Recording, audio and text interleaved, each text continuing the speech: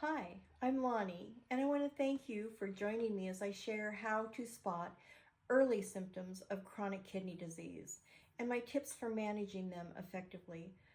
Chronic kidney disease, or CKD, is a serious health condition that affects over 35 million people in the United States, and it's often overlooked until it's too late. The truth is that recognizing early symptoms can make all the difference in preventing the progression and improve overall health outcomes. One of the biggest challenges people face when it comes to chronic kidney disease is that the early symptoms can be subtle and easily mistaken for other conditions. Fatigue, for example, is common with CKD, but it's also a symptom of like thyroid or other health issues. As a result, many people don't realize they have chronic kidney disease until it's already advanced to a more severe stage.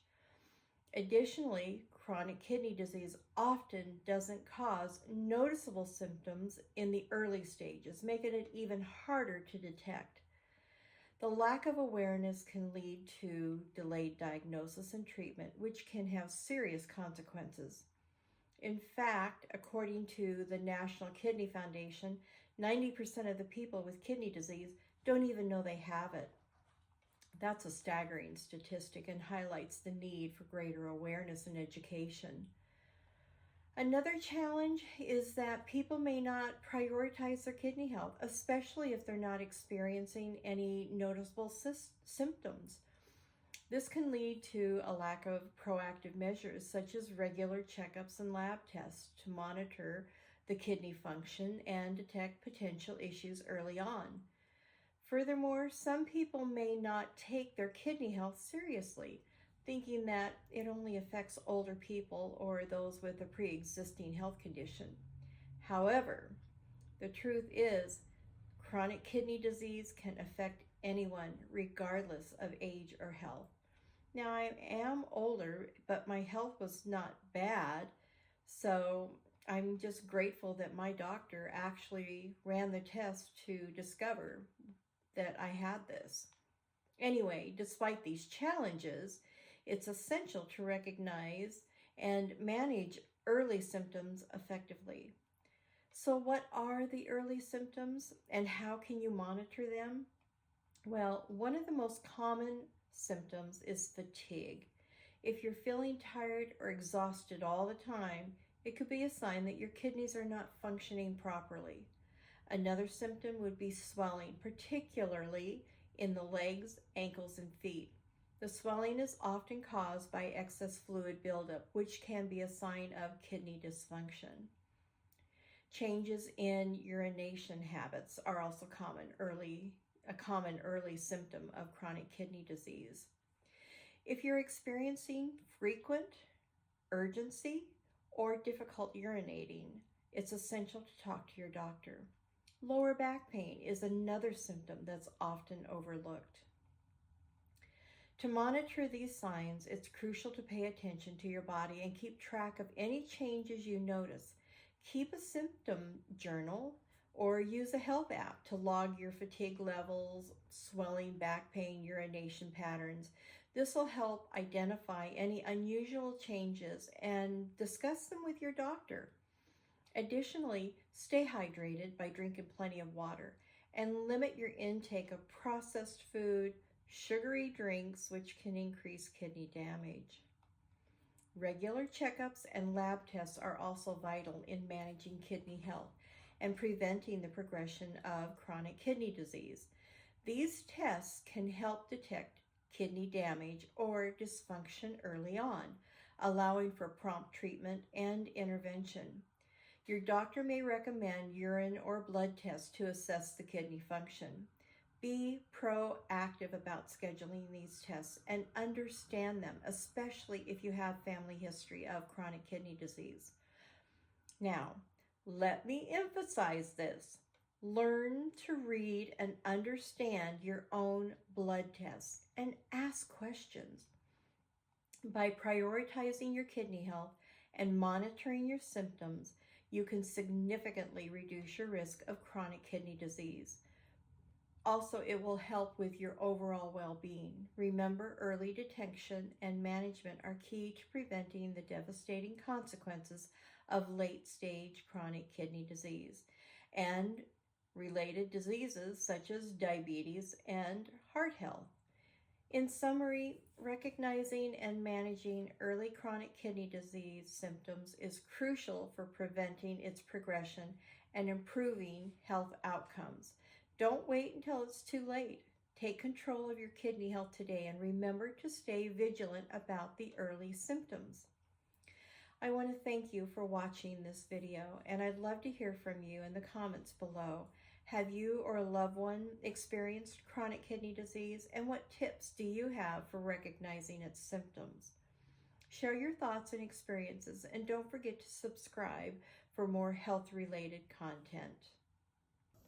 Hi family and friends. Today I'm going to make a stuffed cabbage roll with a tomato cranberry sauce. It sounded fabulous, and this again is out of my Practical Paleo book.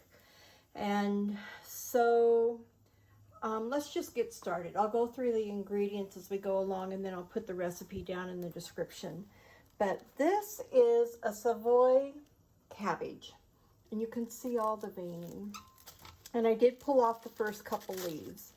And all you want to do is break the leaves off, and we are going to steam them.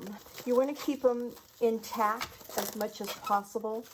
So if you can find, I don't know, you can't really see that well, but if you can find where each leaf starts and then gently work your fingers down in there. And if it's hard, then just take your knife and cut the vein. Okay, I think I'm going to start there. I'll save the rest of this. But I'm going to step aside and wash these off to make sure that they're clean. No little insects have gotten in between. And I'll be right back. Okay, so I have a pot with a steamer inside of it, and it's got all the little holes. And I probably got about maybe 2 inches of water in the bottom. I don't want the water to come up through the bottom of the holes because I just want to steam these leaves. And let's see if I can get them all in there. And steaming them is going to soften them up, so when you roll up your meat, it'll make it easier. All right, let's get the lid on this. So the next step, I'm going to take about a tablespoon of butter, get it melted in the pan.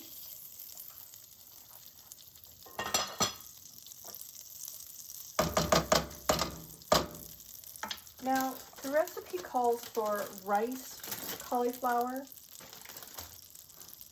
I'm sorry, the recipe calls for grated cauliflower, but I wasn't going to do that, so I'm being lazy. I went and got riced cauliflower, and you just want to put this in here, and then we're just going to just cook this for a few minutes. To this, I'm going to add a little bit of sea salt, and again, I have to be careful because of kidney disease, so I just add a little. And then I'm going to add pepper. These have softened up, which is what you're wanting to have happen.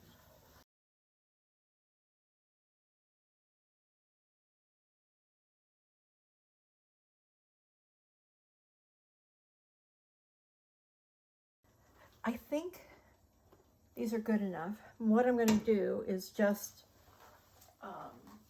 wait a few minutes and let them cool off. And while the cabbage is cooling off,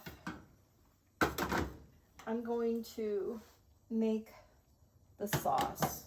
Okay, this is a sauce that we're going to be making, and it called for 32 ounces of either diced or crushed tomatoes. Well, I happen to like Rotel, so I'm using 3 of these, which is 30 ounces. And I did use one with the sauce, and the other 2 I did drain the sauce out. And then it calls for a can of cranberry sauce, and this is what I am using. And all you do is heat it up, because this is going to go over top of the cabbage rolls when you get them done. But I can't roll the cabbage with the leaves as hot as they are right now. I'll burn my fingers for sure. So right now, all I want to do is get this mixed up really well. So we're going to let this warm up, and as it does, the cranberry sauce will dissolve and become part of the liquid. And I will show you what we're going to do when all the pieces are ready to put together. Okay, I've never done this before, so I've been practicing and got them done, the other ones done. So all I'm doing is taking 1/3 of a cup, I'm putting it down towards the base, I'm folding each half over, and then this end I'm going to roll it around and on up into the leaf, and then tuck it into my loaf pan. So now that that is done, the liquid I'm going to be pouring into these shortly, but I want to make sure that we've got a nice amount of the tomatoes and the cranberry. And this works out perfect because I can give my daughter and son-in-law this bigger one, and then I'll have the smaller one for me. Now, my oven's been preheating to 350. And once I get the juice in here, I'm going to bake these for like 45 minutes. Okay, here they are out of the oven. Let's see if I can get one out without tearing everything up. Okay, I did manage to get one out, and let's give it a try. I'm excited to see what this is going to taste like. So I had someone come to the door and the dogs went crazy, so I had to stop the camera. But I'm on the fence about the cabbage, but it could be because it's something totally new to me. I've not had this variety of cabbage before, and it is a little chewy, and I don't know if it should be. The meat didn't have as much flavor as I would have liked, but the sauce is delicious. So this is probably going to be another one. I do want to try again, but I'm going to play with the recipe and do a few modifications, and if it turns out good, I will repost it with the modifications. So until next time, make it a gorgeous day every day. Bye.